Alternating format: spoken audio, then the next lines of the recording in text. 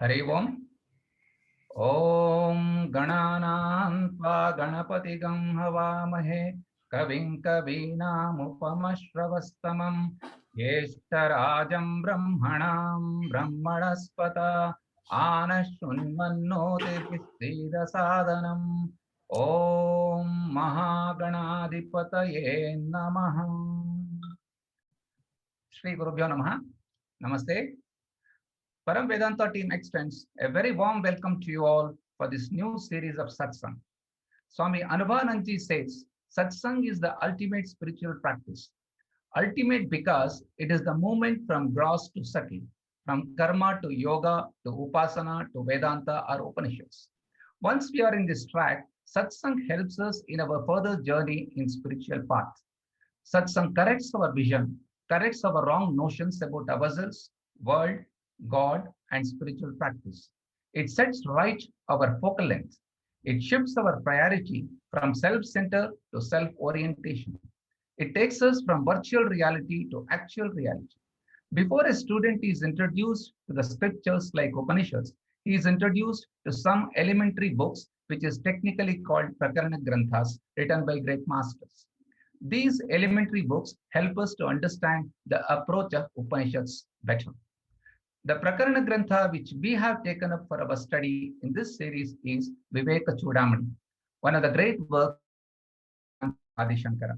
Swami Paramarthanandaji explains that Chuda is head, money is the pearl. Chudamani is an ornament worn on the head by women, and Vivekachudamani is a crest jewel to be worn inside our head. This is in the form of a poetical dialogue between Guru and Shishya. This is composed in Shardula Vikridita meter. This consists of 580 shlokas, out of which we have taken up selected 108 shlokas for our study during this course. With this brief background on the subject, let's turn to Dr. Hegde sir and his team of teachers who will sail us through these set of pearls of wisdom graced to the mankind by Sri Sri Shankara Bhagavad. Hegde sir, please.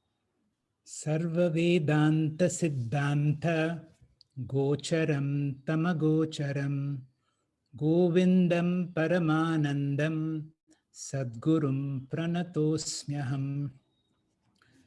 For all students of Vedanta, 3 texts are recommended in the order of difficulty or simplicity.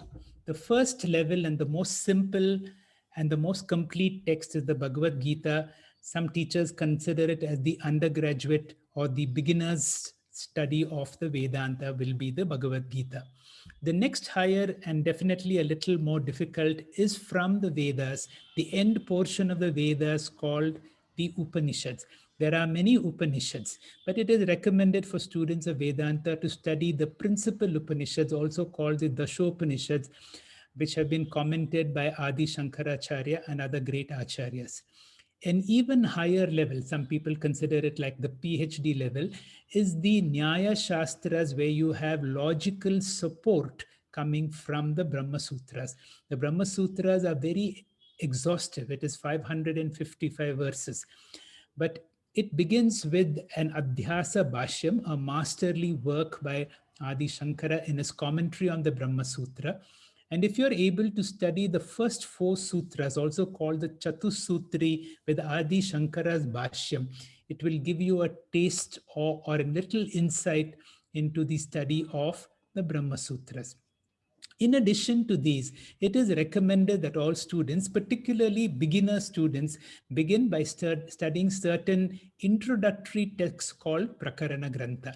Prakarana Granthas are the works by great masters, and there are different levels of Prakarana Grantha. There are basic Prakarana Granthas, which are like Tattva Bodha, and another basic Prakarana Grantha that we are studying is Vivekachudamani. We are extremely, extremely fortunate to be able to study Vivekachudamani. Why I'm emphasizing this is, this will give us the a very strong foundation into our understanding of Vedanta. This study will take at least 16 classes. As was nicely introduced by Venkatesh Prasad, Vivekachudamani is a very extensive work of about 580 odd verses. Swami Paramarthananda has selected 108 verses which represent these 580 verses. Now, if these verses itself, if you study 6 per class, it will take us about 16 classes. But it is an investment worthwhile because many of the basic concepts of Vedanta become so clear, because once they are clear, the superstructure of the Vedanta can be easily built up subsequently. As nicely explained, Chudamani means the jewel worn on the head. And one of the best jewel that we can wear is the jewel of discrimination. In Veda Purva, it is between dharma and adharma, that we need to be very sure that my actions are not adharmic and I move from adharma to dharma. When we come to Vedanta, the discrimination we have is what is called Sat Asat Viveka. We have that famous mantra, Asatoma Sadgamaya. This whole world which looks absolutely tangibly real, the Vedanta gives a startling statement: it is not as real as you think. If it is not real, then what is real? So this whole Sat Asat Viveka is moving from that which appears to be real to that which is real. The Sringeri Swamis have a wonderful lineage of great and greater teachers. And among them is one Swami Shankara, Swami Chandrasekhara Bharati. He is considered a Jivan Mukta Purusha, one of the jewels among the Acharyas. During his tenure as the Jagat Guru of Sringeri, he took some time off and he came to Bangalore to Shankara Mutt, where he spent a good period of time, maybe more than a year, writing a brilliant commentary in Sanskrit. And Swamiji says that those who want to learn Sanskrit itself, it is a wonderful way to learn Sanskrit through the commentary of Swami Chandrasekhara Bharati. He has not commented on the entire 580 verses, around 480 or so. He has stopped and he decided not to proceed with it. So we have a commentary. On the basis of this commentary itself, Swami Paramarthananda has given his explanation to us. Today's class, where we study the first 6 verses, will be mainly about the glory of the human being. The human birth that we have is so precious, according to teachers of Vedanta, because it is only as a human being that we have a purushartha, we have a choice how to read our lives, and to realize that it is only now that we can work for liberation. Once you understand that you are under bondage, we can work for moksha. And the emphasis is, can moksha be the goal, the ultimate goal that I need to work on? Our teachers are very clear that moksha can be attained only through Jnanam. Jnanam means through spiritual wisdom. Jnanam is possible only through the Vedantic Shastras and the Bhagavad Gita. Shastras become meaningful only through the help of a guru.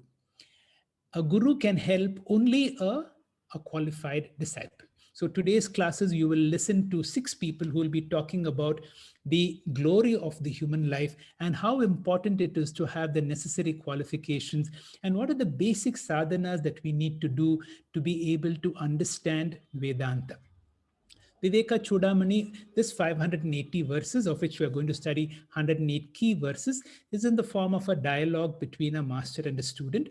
And there are 6 fundamental questions all students of Vedanta need to know very clearly. And this is wonderfully addressed in Vivekachudamani. The first question is, who am I? Who is this Jiva, or who is this Atma?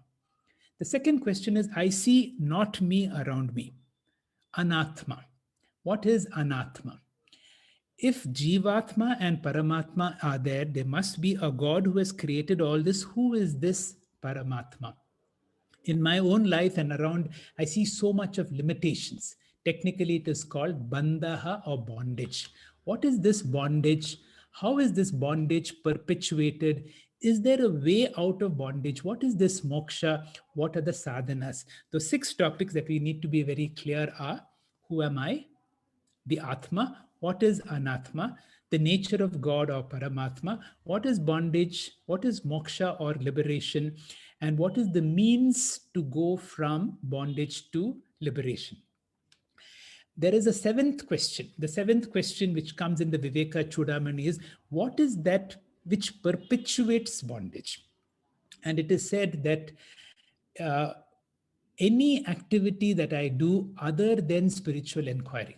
Now, this is a important statement. Any activity that I do, any form of worldly activity, perpetuates bondage, and it is through spiritual inquiry only that I can destroy bondage.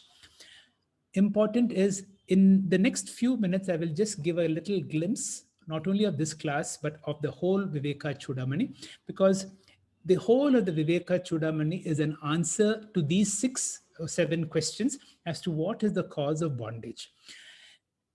Normally, when people ask you who you are, you will say, I am this body. But when you enter into the world of spirituality, you realize I'm not only this body, I'm body plus consciousness. So we now understand that I am body plus consciousness. But between body plus consciousness, the whole understanding is I need to disidentify from the body and identify more with the Atma Tattva or the consciousness within me. And the more I identify with my body, the diagnosis for bondage is identification with the body. And this is because of ignorance about my true nature or self-ignorance. Now, what is moksha? Moksha is disidentification from the body. And this is possible only through inquiry or by giving up deha abhimana. Bhagwan Ramana is famous for that quote, Naham Deham. The first step into the world of spirituality is a declaration that I am someone other than my body. If I am someone other than the body, the next important question is, then who am I? And this is coming through Guru Shastra Viveka. And that is what the whole of Vivekachudamani is, an inquiry into the discovery of the real me. The first step is called Drik Drishya Viveka, to say that I am other than whatever I see and experience. The whole world that I can see and experience is anatma, not me. I can see my body. I need to identify this body is also not me. The mind is also not me. Now, although this is the first and important step, now I have created 2. I have created Atma and Anatma. As long as there are 2, there is always Dvaita. And whenever there is a second, the world can torment me. The world can be a source of desire. The world can be a source of fear. And the world can be a source of samsara. And now we need to resolve the anatma into the atma. Either the atma swallows the anatma or the anatma has to swallow. The whole of Vedanta is the discovery of the Mahavakya. Mahavakya is essentially whatever I see and experience, I need to see is an extension of me. This whole world is not apart from me. Other than me, there is nobody else. And therefore, now I am able to accept everything around me. You know, it is said like, love thy neighbor as thyself. And then there is a phrase, love thy enemy as thyself. Why? The neighbor is always or often the enemy. Now, in this idea of Atma Anatma Viveka, or when you resolve into what is called a Karya Karana Sambandha. Now, this is where Vivekachudamani or the fundamentals of Vedanta help us to understand that it is the Atma Tattva in me which is responsible for creating the whole universe. It is impossible to understand that my eva sakalam jatam. It is because of me as consciousness, the whole world has come into existence. It is me as consciousness supports this world. My eva sakalam jatam, my sarvam pratishthitam, my sarvam layam yati. Just like I am the creator of the dream, when I dream, I am the sustainer of the dream world, and the whole dream world resolves into me. And I always know that the dream world is of a lower order compared to me. And anything that happens in the dream cannot affect me once I am awake. And this is the whole awakening process. It is of consciousness I've been able to lend existence to the world. This world is of a lower order of reality, and understanding is very clear, just like a person who's awakened up from his dream. This is what is called Karya Karana Sambandha. I am the Karanam. The whole world is Karya. Just like the clay is the cause of the pot, and the clay is not apart from the pot. We will slowly but surely have this understanding. And if this understanding is clear, then all what we need to do is to reinforce this understanding in form of what is called a Nididhyasana. There is a nice shloka in the Panchadashi in the 7th chapter, which is originally from the Yoga Vashishta, which Swami Paramatmanandaji repeatedly quotes as the definition for Nididhyasana. What is Nididhyasana? It is repeated listening, repeated Shravanam, or even reading your own notes, or even writing Vedantic notes, or discussing with equals. Any form of discussion, teaching each other is also a form of Nididhyasanam. So, tad chintanam, reflecting on Vedantic, tad katanam, reading, anyonyam tad prabodhanam, teaching a fellow students, etadeka paratvam cha brahmabhyasa vidur buddhaha. This is the original shloka which describes what is Nididhyasana. Once this teaching is understood, my whole life should be dwelling on the teaching all the time. And finally, why are we doing all this? Because over a period of time, the disidentification from the body becomes more and more clear.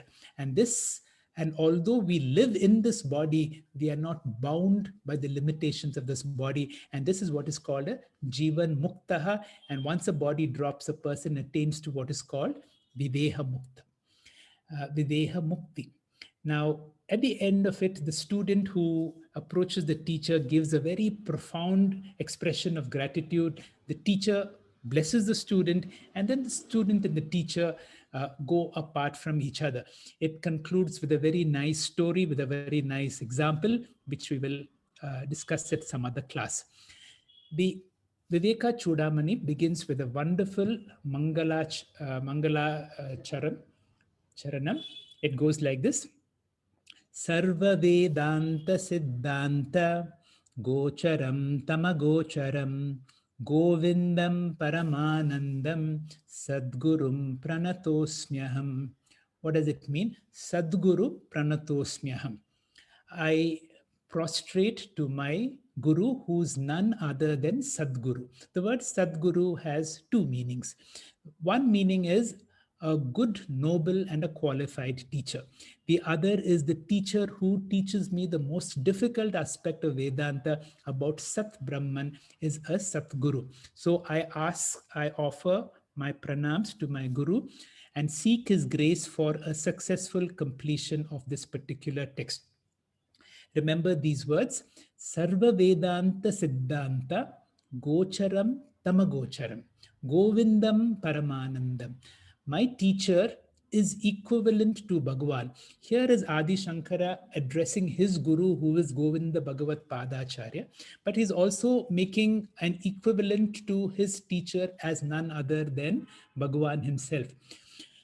All of us have the Atma Tattva or the divine nature. But the more a person becomes spiritually evolved, and especially a guru, manifests the Atma Tattva.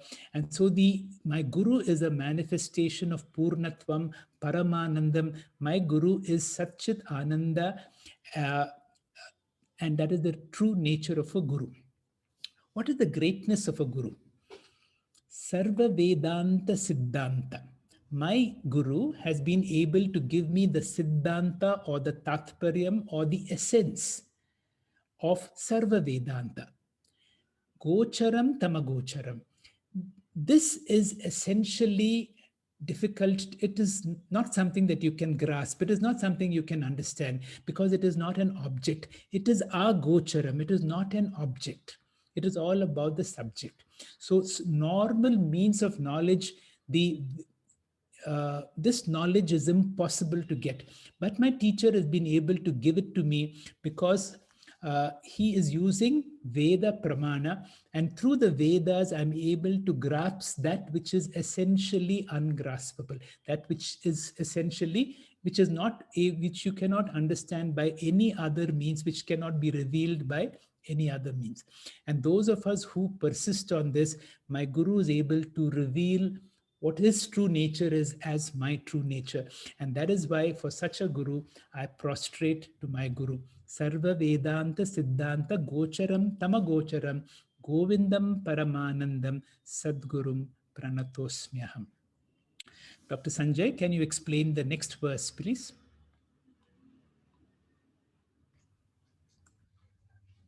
Thank you, Dr. Hegde. Om Shri Gurubhyo Namaha. This Vedantic text of known as a Prakarana Grantha, Vivekachudamani, has been attributed to Adi Shankaracharya. Now, Adi Shankaracharya introduces this text after a Mangalacharanam, the invocation shloka, by praising the human birth. Why is it so special? The human birth is very precious because in human life, it's only in human life that one can pursue the human goals, purusharthas, and ultimately realize the spirit that we are and get liberated, that is moksha. So he starts the text from the shloka number 2, wherein he says, next slide please.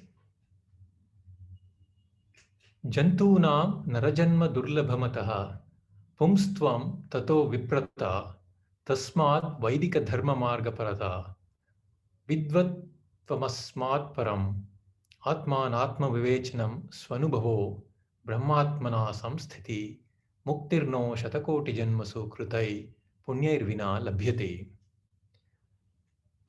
Swami Anubhavananda translates it like this.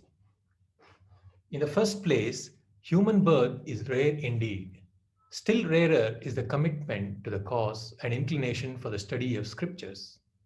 Rarer is to follow the path of dharma and according to Vedas, and much rarer is erudition and the study of scriptures.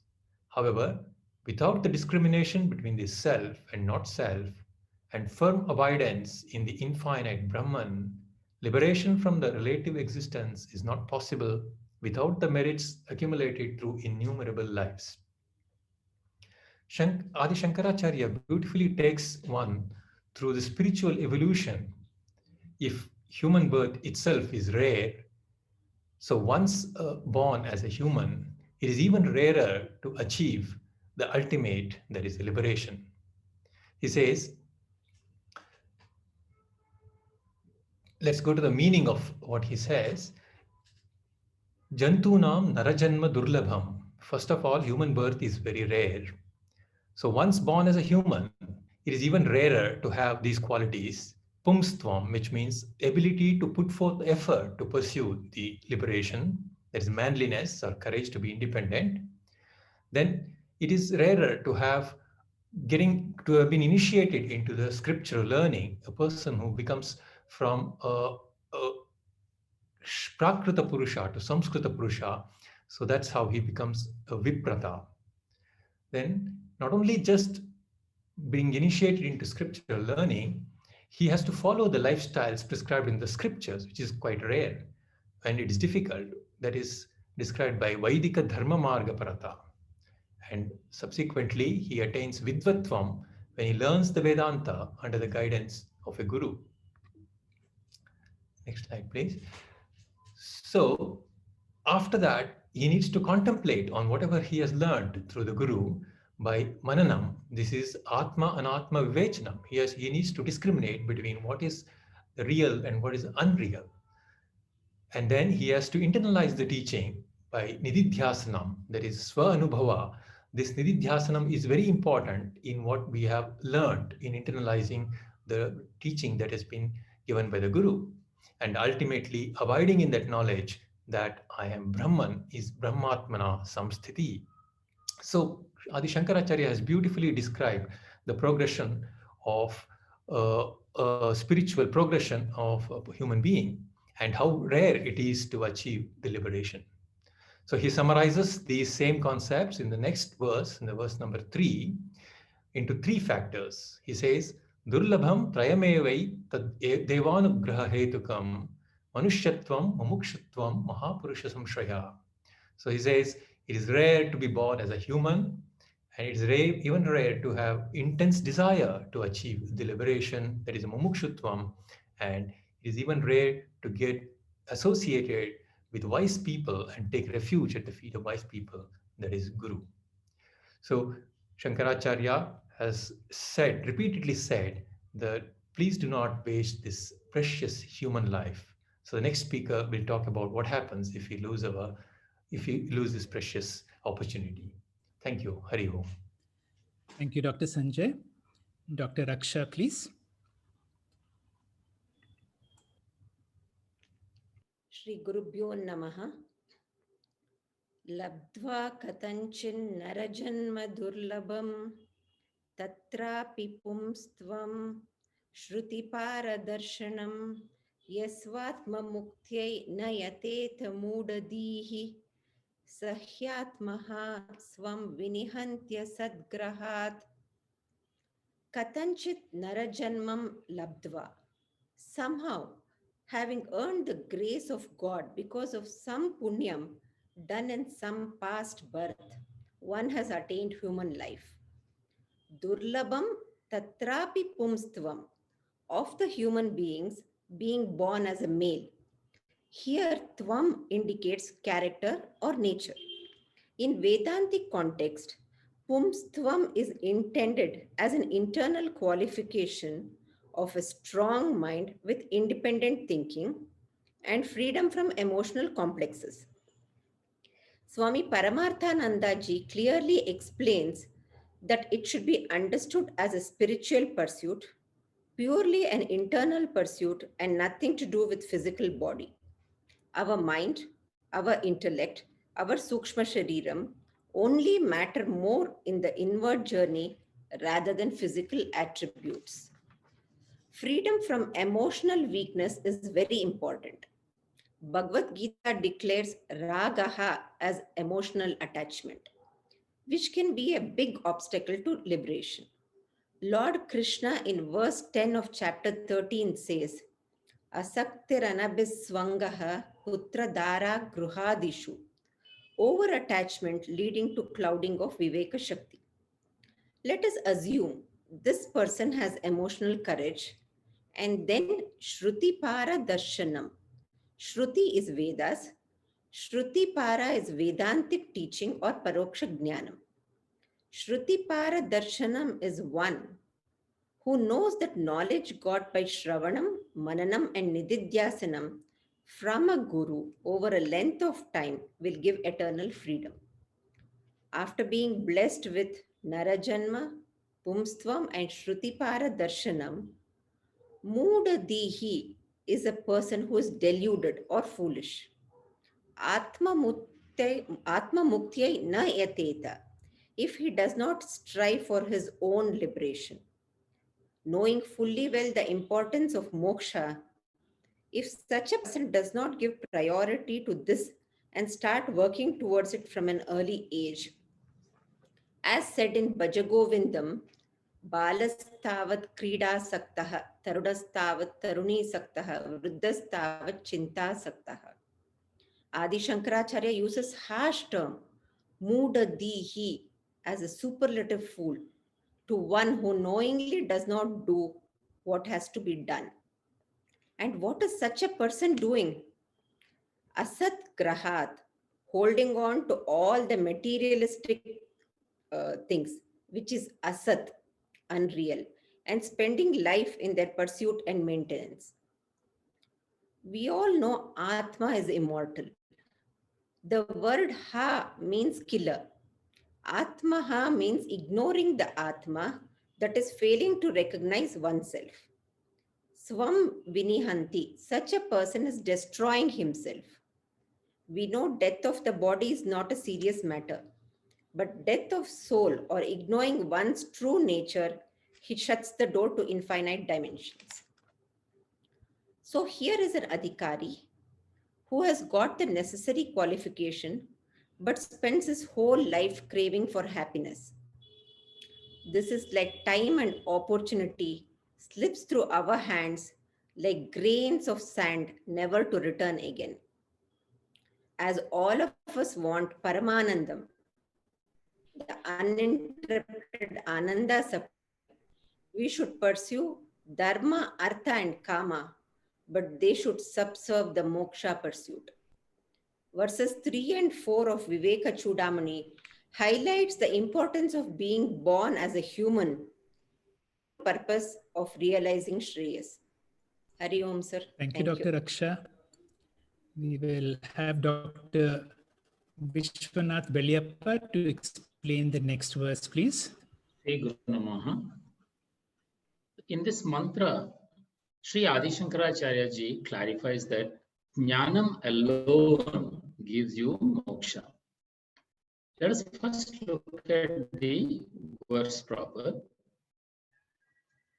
Vedantu shastrani yajantu devan, kurvantu karmani bhajantu atmaikya bodhena vina muktihi na siddhyati brahma satantare api. See, in the next slide, we have the word meanings and the core message of the verse. Let erudite scholars study all the scriptures. Let God be invoked through worship. Let elaborate rituals be performed. Let personal gods be propitiated through upasana. Yet, without the Jivatma Paramatma Aikyam, Jnanam, there shall not be no liberation for the individual. Not even in the life of 100 Brahmajis put together.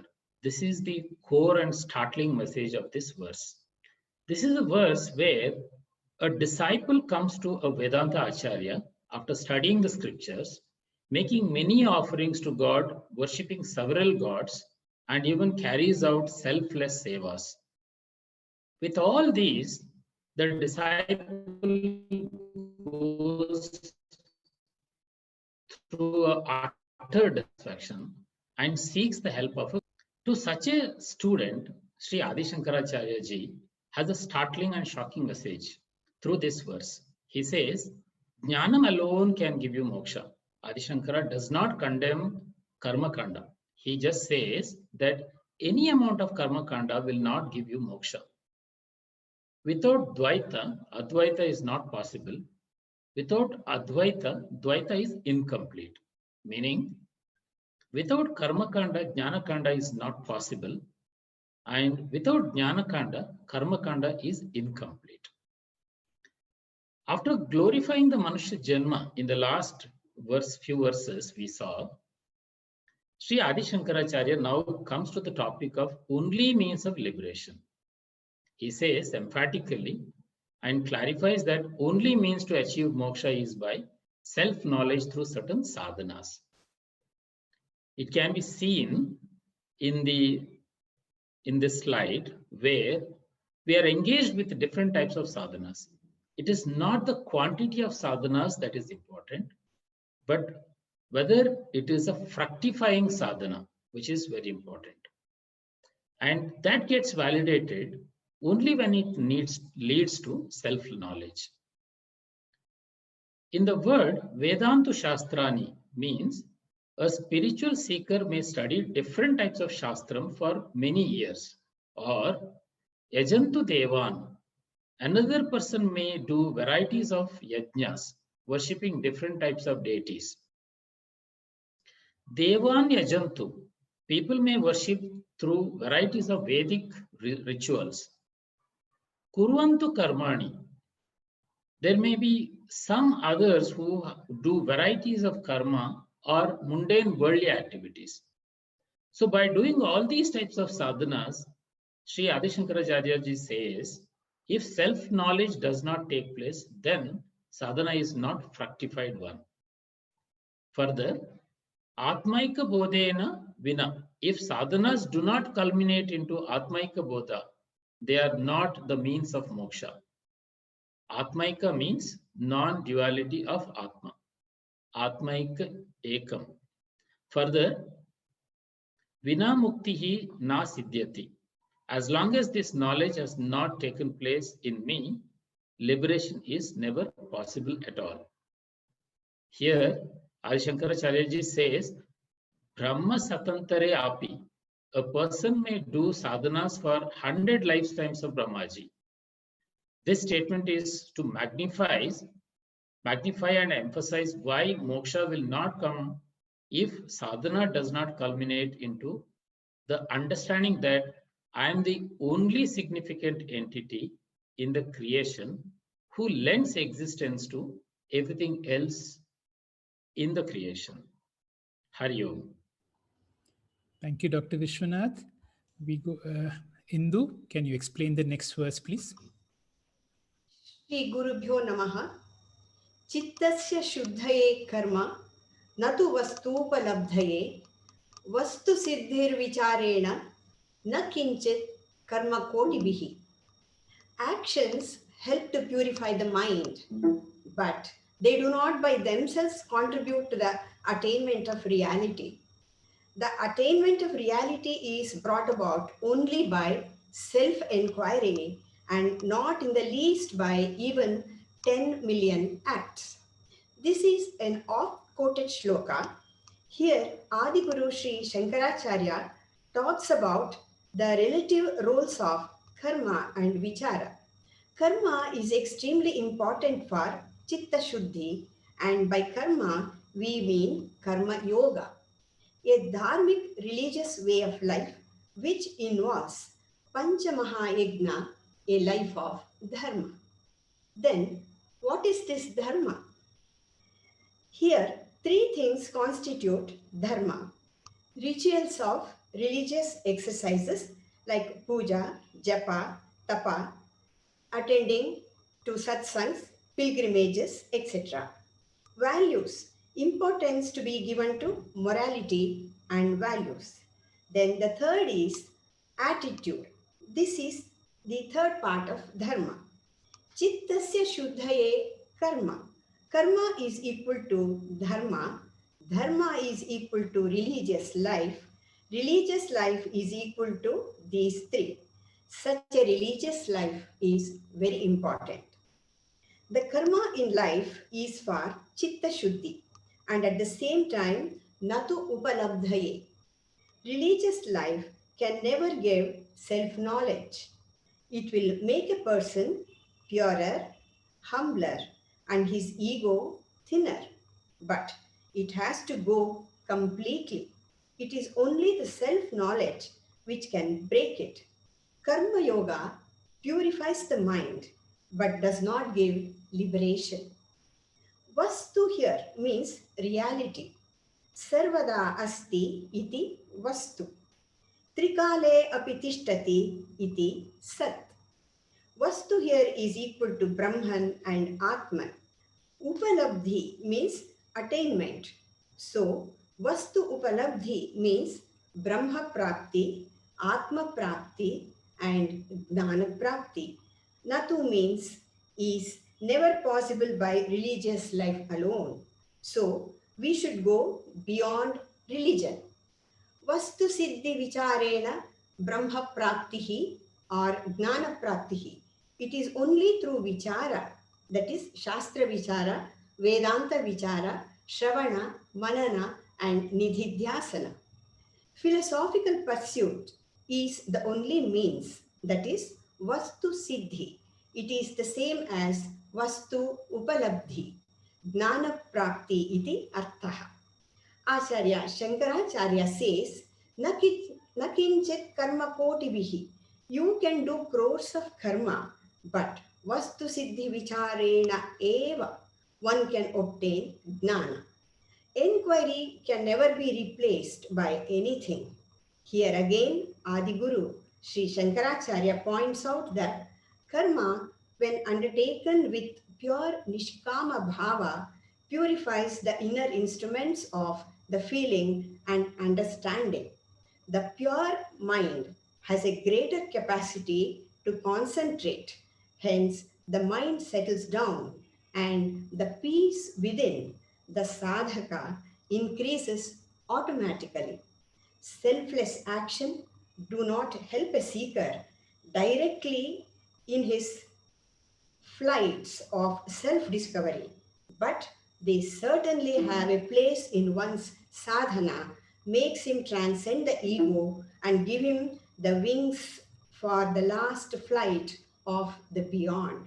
Thus, to conclude, the gist of this shloka says, religion gives purity, philosophy gives knowledge, Veda Purva is purity, Veda Anta is knowledge, Purva Mimamsa gives purity, Uttara Mimamsa gives knowledge. Hari Om, Namaste sir, thank you. Thank you very much, Indumati. As you will be seeing, the flow of the text is like this.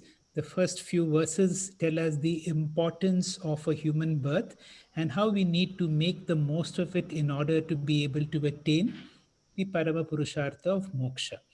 And this is possible only by making ourselves eligible through certain qualifications, through karma yoga, to be able to purify our mind, to be able to lead a dharmic life. And the next important step is, without a guru, none of these are possible. Vani, will you please explain the next verse, please? Hari Om, sir. Gurubhyo Namaha.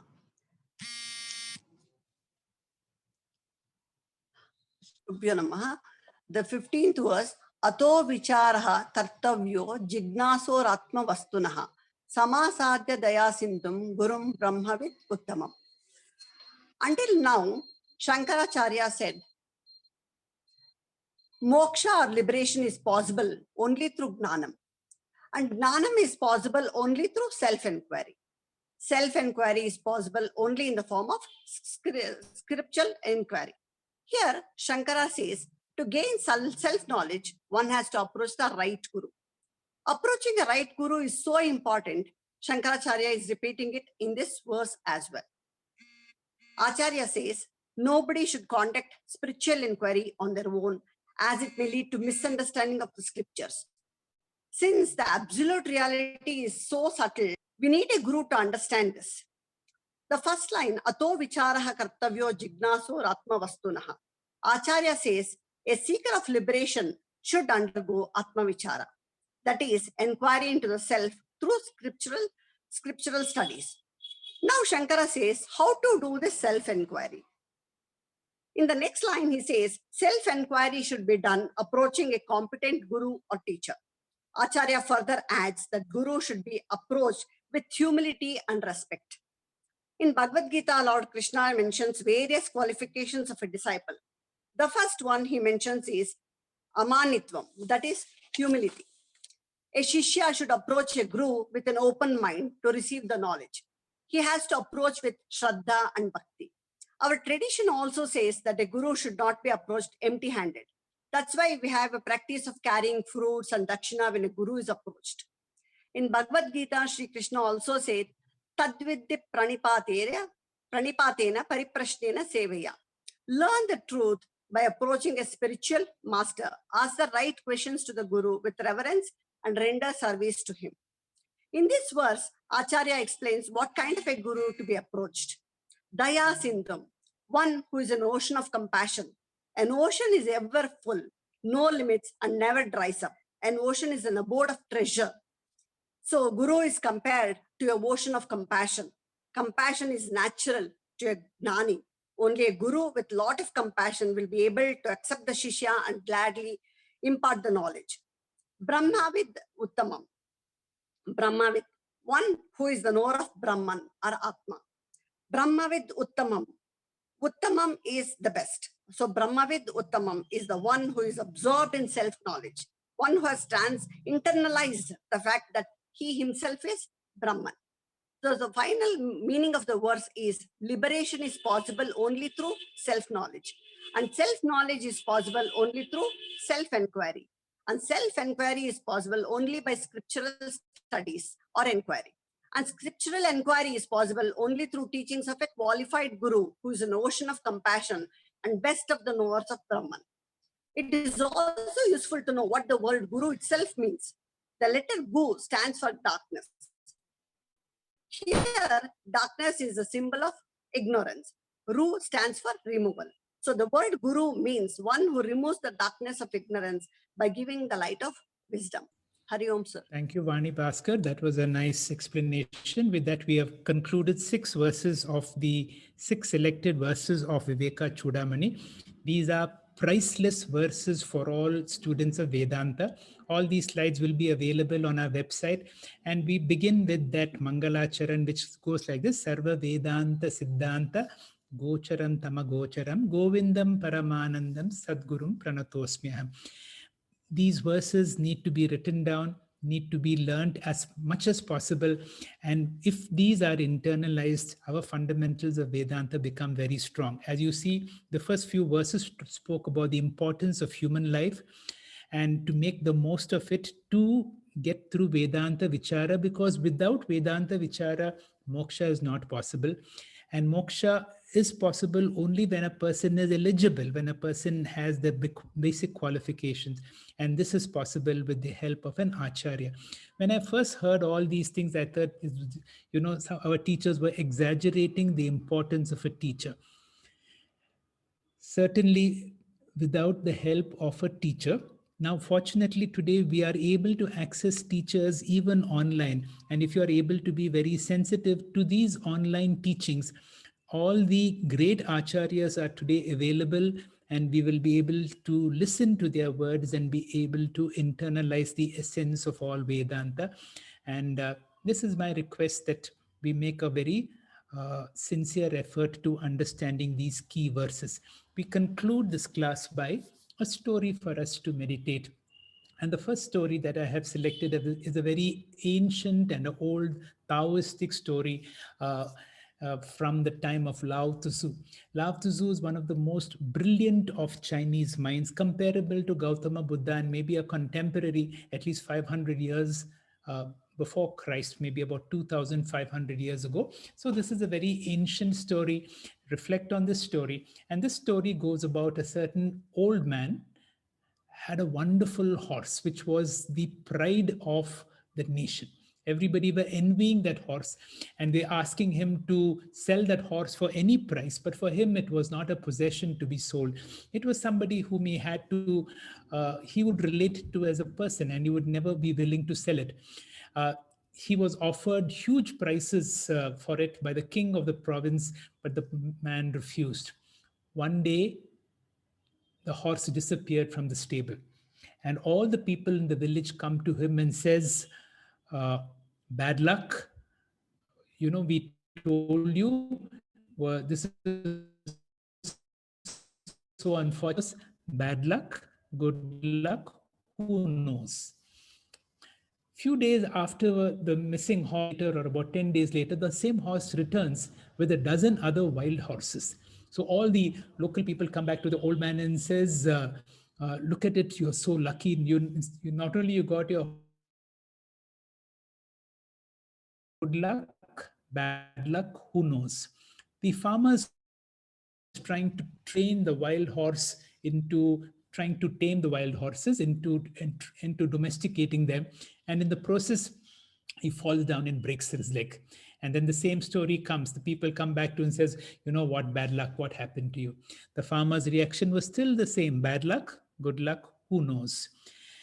Soon after, a war broke out, and the neighboring country, which was a very strong country, attacked the nation, and all young men were forcibly taken to the armed forces.